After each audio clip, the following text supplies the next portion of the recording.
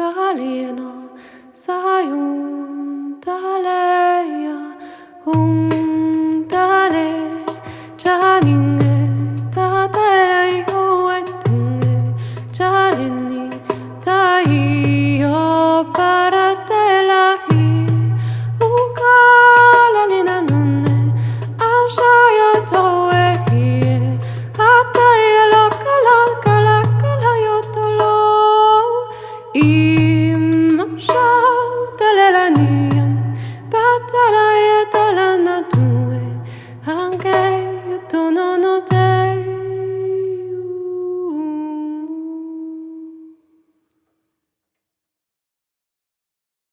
Le miroir des âmes simples et anéanties, et qui seulement demeure en vouloir et désir, passa sitôt écrit de mains en mains. Il fut lu à plusieurs voix par ses sœurs au pied du tilleul dans la cour, joué en place publique dans les rues de Valenciennes et envoyé sur les routes vers les béguinages de la plaine des Flandres et de la vallée du Rhin. Deux murmures s'élevèrent entre les murs et hors les murs, un murmure de raison et un murmure d'amour. Certaines âmes entendirent les paroles de Marguerite et se reconnurent dans ses mots. D'autres y restèrent sourdes et fuirent leurs reflets. Son évêque, l'évêque de Cambrai, finit par prendre ombrage de ce mouvement de foule qui agitait le comté du Hainaut. Jetant son discrédit sur le miroir, il fit brûler le livre comme hérétique sur la place d'armes de Valenciennes et interdit Marguerite d'en faire des copies, clamant fort sa colère et son ressentiment, brandissant à grands cris une menace pour toute la chrétienté et ses saintes vertus. À la demande de l'évêque, Marguerite était présente quand son livre fut brûlé. Elle vit le tas de bois, la torche, le feu, les flammes et la fumée. Elle vit le miroir partir en cendres. Abîmée dans un profond silence, elle qui avait eu pour seul enfant ce bel enfant de mots, elle offrit à Dieu sa condamnation, gardant confiance et traversant cette épreuve sans se troubler. Des épreuves, elle en avait connues maintes fois dans sa vie. Celle de Valenciennes, celle du béguinage et celle de son chemin de prière. Après avoir connu dans sa vie un emmurement, suivi d'une nuit de doute et de mendicité, elle était désormais confrontée à l'incompréhension de l'Église. Mais à chaque fois qu'elle avait été accablée par une épreuve, elle l'avait traversée en sa chair, son cœur et son esprit pour renaître à demain. Marguerite savait que les petites comme les grandes épreuves sont des ouvertures et des passages dans les murs par lesquels entrer dans la vie. Que les épreuves sont comme la mort, un jugement. Des délivrances successives par lesquelles naître au vivant. Pendant toute l'écriture du miroir, Marguerite avait gardé à l'esprit qu'elle pourrait être entendue par certains et mal entendue par d'autres.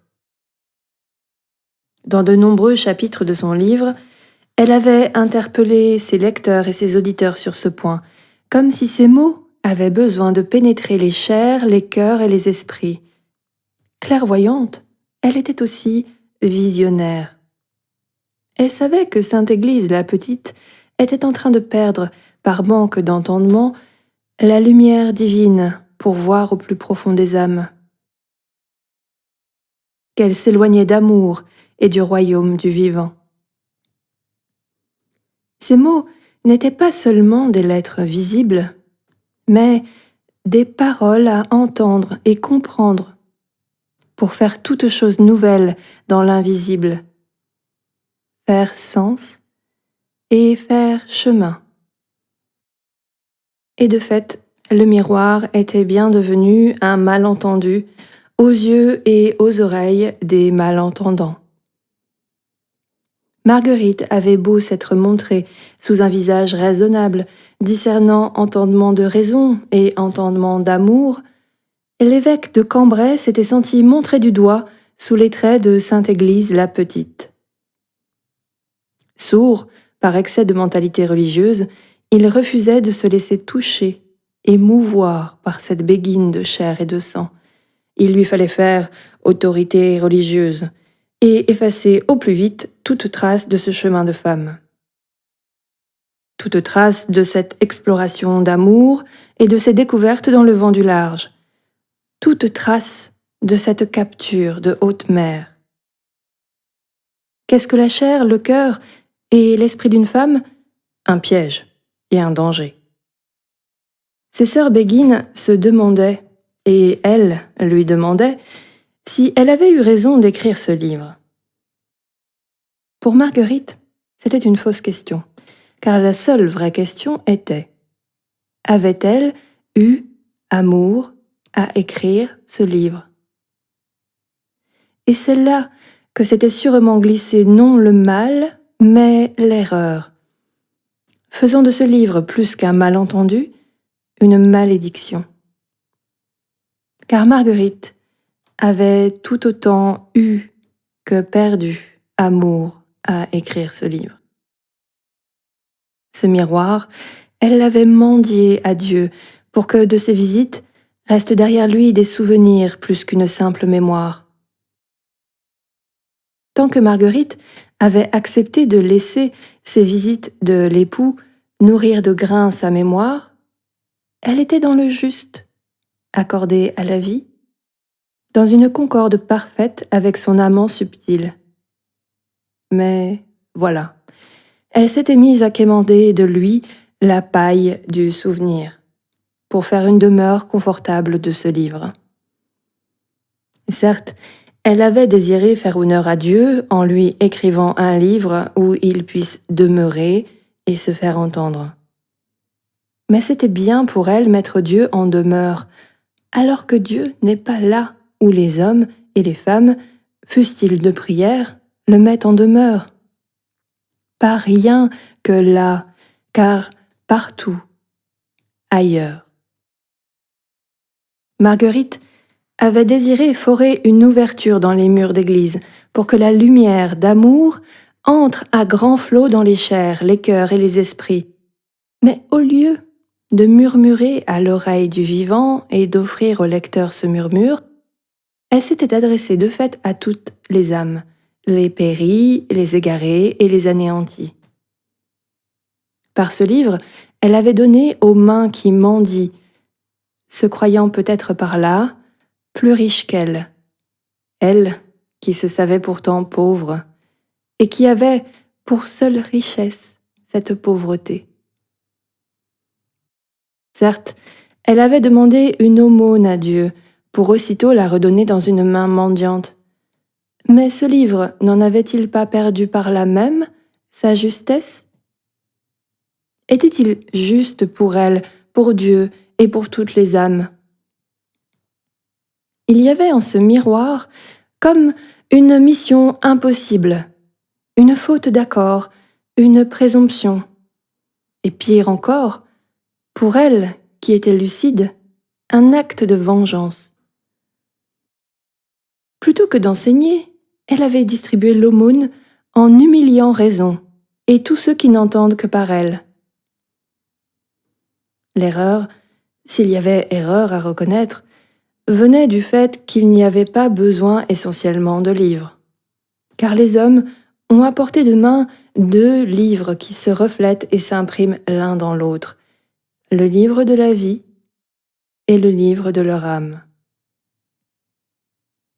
Ces livres, Marguerite avait acquis la science d'amour pour les lire à cœur ouvert. Ils contenaient plus que l'univers, car d'eux s'écoulait le temps. L'évêque de Cambrai, en brûlant le miroir, avait voulu, justement, arrêter le cours et les méandres du siècle, faire barrage au temps. Marguerite savait que l'humanité pouvait s'abandonner à la main de Dieu ou, au contraire, tirer sur la corde comme un âne têtu pour prendre la main et aller dans le sens où elle s'entête d'aller. Dans son âme simple et anéantie, elle ressentait si fortement l'advenir. Elle savait que cette aiguille par laquelle passe le chameau à chaque entrée de ville pour s'acquitter du péage de sa charge est la volonté propre ou l'abandon à la volonté divine. L'évêque de Cambrai avait voulu proprement entraver l'avènement dans le temps de cette science d'amour. Le miroir, qui brûlait devant elle, était donc en quelque sorte le livre maudit, celui dont les hommes d'Église ne pouvaient dire que du mal, celui que Dieu ne parvenait pas à écrire à main nue dans l'âme humaine. Un livre sujet à un malentendu et à une malédiction qui conduirait peut-être Marguerite à sa perte.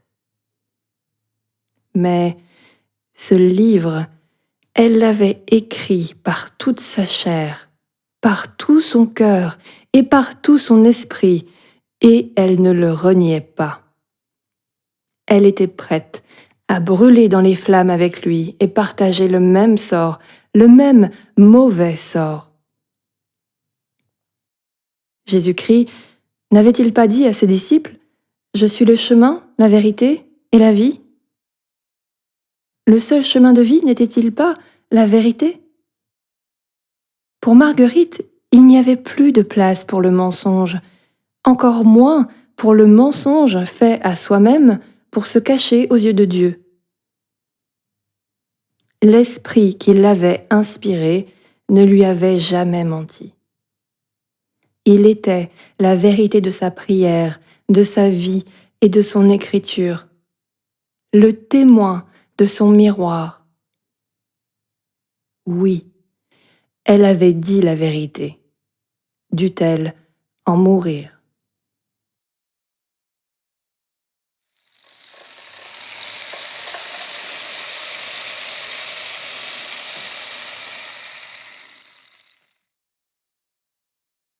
À la fête de Marie, moins de 2 ans après, tout se précipita, ouvrant un précipice sous les pieds nus de Marguerite. Un précipice de noirceur et de ténèbres. Soudain, l'orage qui menaçait éclata pour de bon. Les eaux en crue montèrent, l'inondation gagna la cour du béguinage et la maison de Marguerite. Mais, dans cette tourmente, sa chambre haute s'avéra imprenable. Imprenable, car construite sur le roc de la joie. Construite sur l'abîme de silence d'une âme simple et anéantie. La vie avait repris pourtant son cours, et surtout, tous ses droits.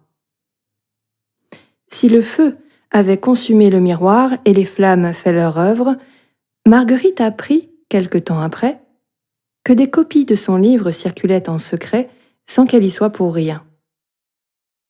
Sa parole interdite dépassait l'interdit. Le bûcher avait été un mal pour un bien. Une violence extrême, mais non irréparable. Marguerite laissa faire. Le printemps revenait, et sur cette terre brûlée par l'opprobre, refleurissaient les fleurs sauvages et repoussaient l'herbe drue. Elle laissa faire, puis bientôt y mit du sien.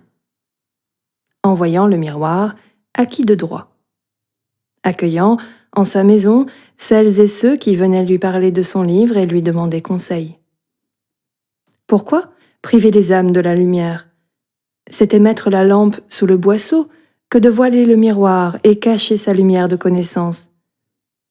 Si le temps de la moisson était arrivé, il lui fallait retrousser ses manches et se mettre à l'ouvrage, ne rien laisser s'éteindre. Moissonner au nom du loin près. Mais de cette moisson abondante d'été, certains prirent peur entre les murs du béguinage, dans la ville de Valenciennes et dans le comté du Hainaut. Marguerite, décidément, s'accrochait au miroir et risquait de faire chavirer le navire où tout s'était embarqué. Son évêque, l'évêque de Cambrai, la dénonça donc à l'inquisiteur du royaume, Guillaume de Paris. Marguerite fut envoyée à Paris sous bonne garde en charrette, et 2 procès furent instruits. Le sien, pour désobéissance, et celui du miroir, pour hérésie. 2 assemblées de théologiens et de canonistes se réunirent pour juger sous le regard de Dieu. Face à ces juges, Marguerite garda le silence, refusant de prêter le serment de loyauté requis. La lumière divine lui avait été donnée en abondance, dans sa chair, son cœur et son esprit de femme, inondant sa chambre nuptiale, et voilà que les ténèbres de l'Inquisition voulaient s'en emparer. Marguerite ne voulait pas être liée, et surtout lier Dieu, à cette mascarade.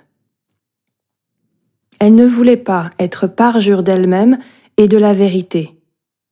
Elle ne voulait pas jouer un rôle dans ce procès et sa condamnation.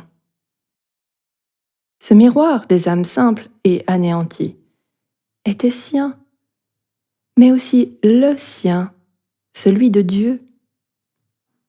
Un bel enfant de mots désiré et conçu à 2. Fils bien-aimé de la lumière et d'une épouse de la lumière, fils du vivant et d'une vivante. Marguerite avait toujours su que l'orage pouvait gronder, qu'il commençait à gronder, qu'il grondait déjà près et loin. Mais n'avait-elle pas écrit dans une page du miroir qu'elle était prête à tout recevoir de la main d'amour? Qu'elle ne voulait pas qu'intercède pour elle la Vierge, la douce humanité de Jésus-Christ, les anges et tous les saints du ciel, si cette main la repoussait dans les tourments éternels. Elle était à amour et libre de ne jurer que par lui. Libre de refuser tous ces jeux de main et ces jeux de vilains. Il y avait dans ce procès plus que sa vie en jeu. Il y avait en jeu la vérité du royaume du vivant. Il y avait en jeu la vérité du regard de Dieu. Ce regard qui se penche sur la noblesse d'âme pour la simplifier et l'anéantir en lui.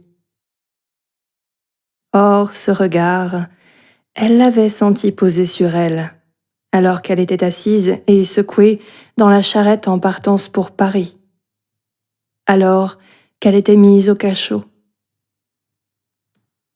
Ce regard de Dieu lui restait, et il ne lui était pas refusé. Pourquoi détournerait-elle la tête pour l'ignorer? Pourquoi renierait-elle le miroir? Marguerite garda donc le silence devant ses juges. Après bien des paroles, ces derniers les condamnèrent, elle et son miroir, à disparaître dans les flammes. Le feu purifierait le royaume de France et toute la chrétienté de ce qu'il n'y avait pas lieu d'être. Une femme relapse et son livre hérétique.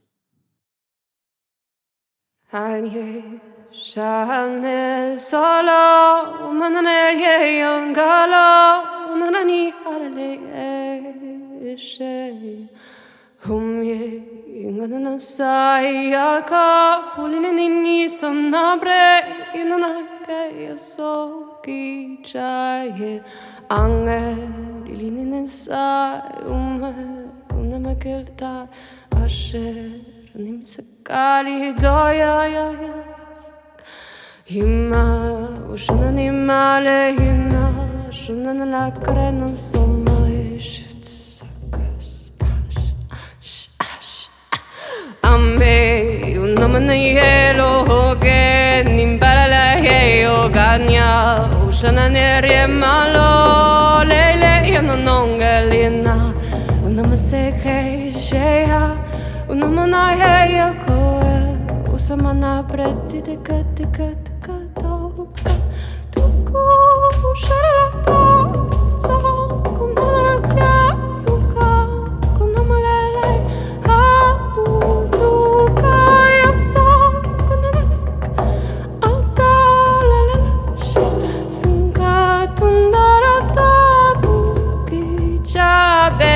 Kunai, kumai, ume, uneda he ume, janera ni hangeriana yungo monezama daragina della guerra niera ponne vera gera diano engala no dega meneno zoja gelaria nash manera caere io mono no vera e non gonne a zodra di homesh ira zungosh agas you no sio careje asosh ata e ya ane